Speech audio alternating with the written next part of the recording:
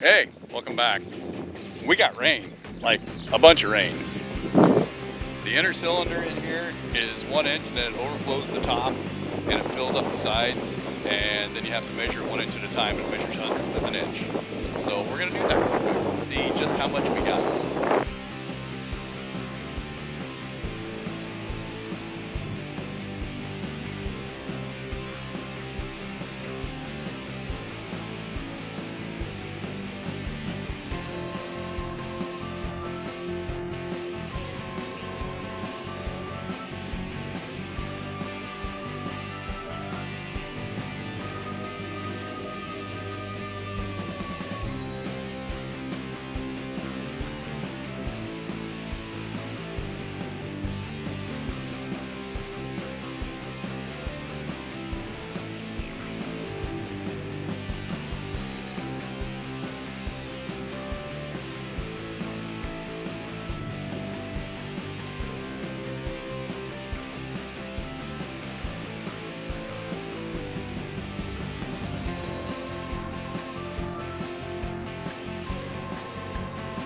It's a lot of rain. So now, I'm gonna go drive around and see if there's any ponds. I haven't had to do this in a couple of years. And see if there's any ponds where we have intakes into the tile system to make sure we don't lose any more ground to any crops with flooding. This will be fun. Let's go check it out. Also, we gotta make sure we didn't get any wind damage. So there wasn't any water here before.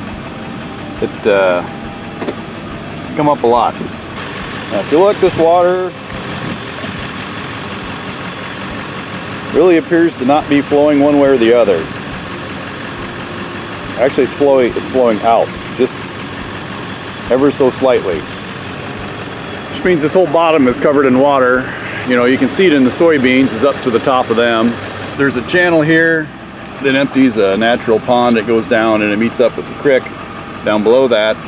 And I'll get some video of that so you can get a good look. But this tells me I probably have, on this farm there's 140 acres and I probably have 50 underwater. If you look close way on down there, I don't know if this will show up very well or not, but the water's up to the top of the soybeans, and if it goes back down quickly, it'll probably be all right. If it doesn't, I'll probably lose a good chunk. The corn usually does okay because it's got its head above the water, so to speak, so it's a little more likely to survive this. But the soybeans, there you can really see, you know, the corn stalks and whatnot from upstream just float down and collect here, and they got to get that back off. Water's got to go down so they can, the plant needs air, and if it doesn't get it, they're all gonna die. This intake here, I moved it a couple years ago so it lines up with the planter pass, and I also put a check valve in it, so when the creek comes up it would push water and shoot it out. It was actually pretty impressive to see, but I also knew that it caused more flooding issues. Now it just gets the pond water and it shouldn't have any back pressure on it to fill the pond up from the creek. So when the creek goes down, it's basically the same level as the creek. When that goes down, that pond will go down.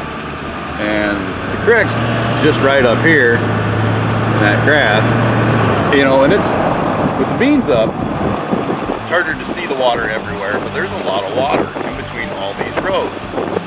Like I said, it's gotta go down so the plants can get air. They don't need oxygen, they need CO2. But the creek's running, you know, about, it's not bank full, but it's up there. I've seen it way higher. Heck, where I just drove, I've driven through water 8-10 inches deep. So it hasn't come out of the banks over here.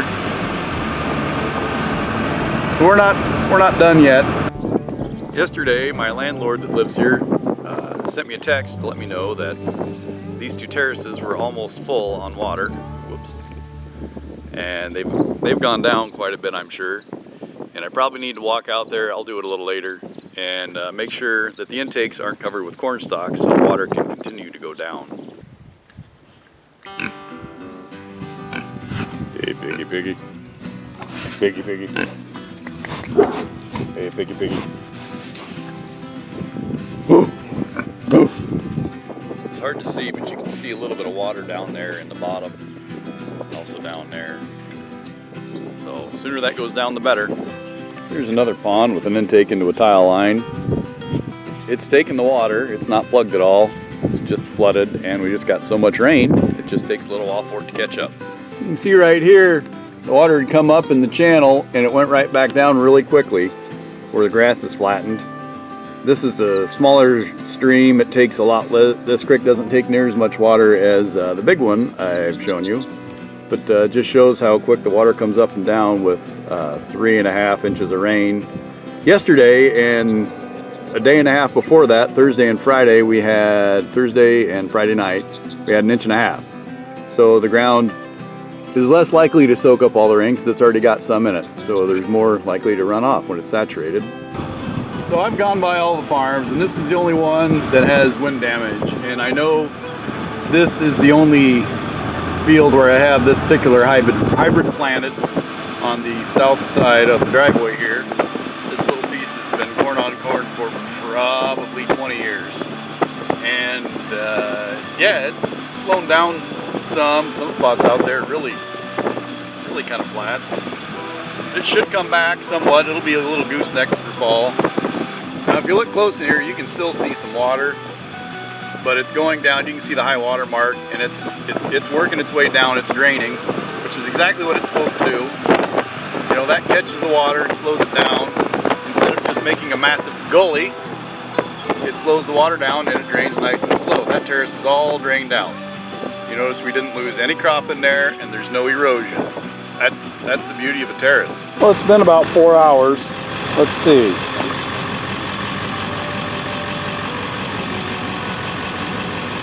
Boy, I don't know. It's pretty steady. I don't think it's flowing either direction. Well, it's been 4 or 5 hours since I checked these terraces, and as you can see, they still got probably too much water in them. So I'm gonna drop out there and take the old spade and see if I can fix that. This will give you an idea just how big an area gets wet behind these terraces. You know, you can see standing water all the way back here in the channel of the terrace. It's all the way up there. Not that far from the end.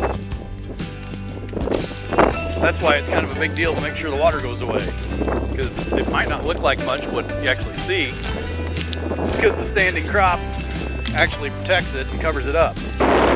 Something else I'd like to point out is that when we get big rains like this and the crop is large, like it is now, because it's the 11th of July? 11th, yeah. You know, we've got a canopy over most of the ground. The impact of the raindrops doesn't land directly on the ground. The leaves absorb a lot of the impact, so we end up with a lot less erosion this time of year than if we did, say, in May when the crops weren't up and growing. As we get down in here, you can see just how high these terraces got full of water. I mean, the water was up to here, and another less than a foot, and it would have went over the top. So they're doing their job. I got to do my job and keep the intake open and let it drain out. I don't know if you can really pick it up or not, but the ground, there's basically water on top of the ground on the bottom side of this terrace. And a lot of that is just water is seeping through the terrace because it's saturated. And that's another reason to keep it cleaned out and make sure it drains out, because if we don't, it'll blow the terrace out and it'll just make a huge erosion then.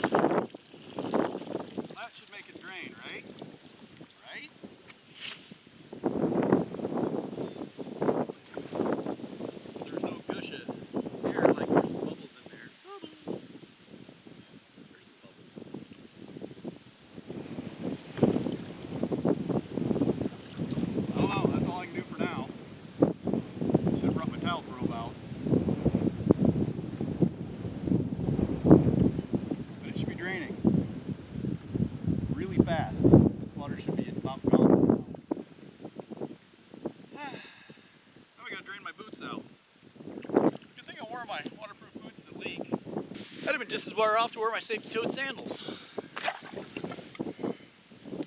My feet would have been just as wet, but they would have dried out quickly. We're at the second terrace. You can see the high water mark up here on the grass. It's gone down some, not enough. Like it's kind of plugged. So we're gonna meander back out there with the intake. Don't judge me too harshly by my mulberry tree here. You gotta have a pet somewhere. Let's not wreck that or that. Probably should take my wallet out too. Does not feel like this is plugged at all. I think pulling this off won't help, but it's not gonna hurt.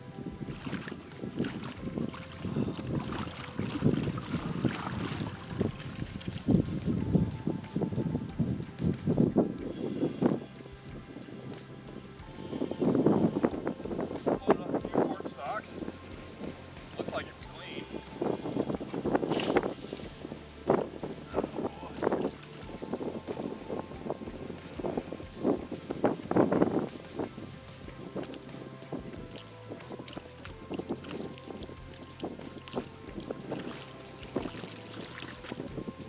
I don't know.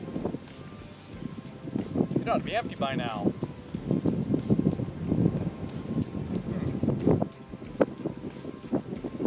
One thing about it, the top terrace always empties before the bottom terrace because it's got more pressure and will fill the tile line first. And when it empties out, then this one will empty out. And this farm could probably use one more below this, and then the third one would empty out, just in order downhill.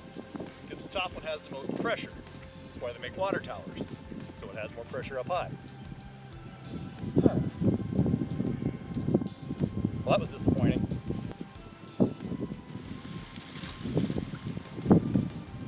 I'd have been just as well off to wear my safety-toed sandals. My feet would have been just as wet, but they would have dried out quickly. Also, in case anybody's wondering what the value of that is that I just walked out and tried to save, between the two spots it's probably about an acre or so that it would affect. And if it zeroed it out, those beans should make this year anywhere from 45 to 60 bushel. You don't know. It's hard to anticipate. Beans, you never know. I'm going to say 50. Cash price is roughly $12 for fall for new crop. Not what the price is right now, but what it will be this fall. I can't get now's price for these beans because they're obviously not ready. But if it's an acre, 50 bushels per acre, and $12, that's $600. Well, I don't know about you, but I can wade out in a little bit of water for 600 bucks. Let's hope it does something, huh? Well, I made it back to the shop. I don't know, checked all the damage, and it really doesn't look too bad. Of course, we're in the middle of a drought, so the ground will absorb a lot more rain than it would if it already had some moisture. We had 1.5 inches Thursday into Friday, and now 3.5, so that's 5 inches of rain in 3 days roughly. So that's pretty fast, but as dry as the ground was, it absorbed it pretty well. The ground's pretty well empty and it's ready for more. So I hope everybody liked watching this, get a little insight into what kind of stuff we had to go through and look for, and some of the stressors we get. And I hope you like it. If you did, give it a like, leave some comments, give me some questions if you have any. Please feel free. I'd love to answer a few. And you know, go ahead and hit the subscribe if you want to watch me struggle some more. Thanks for watching.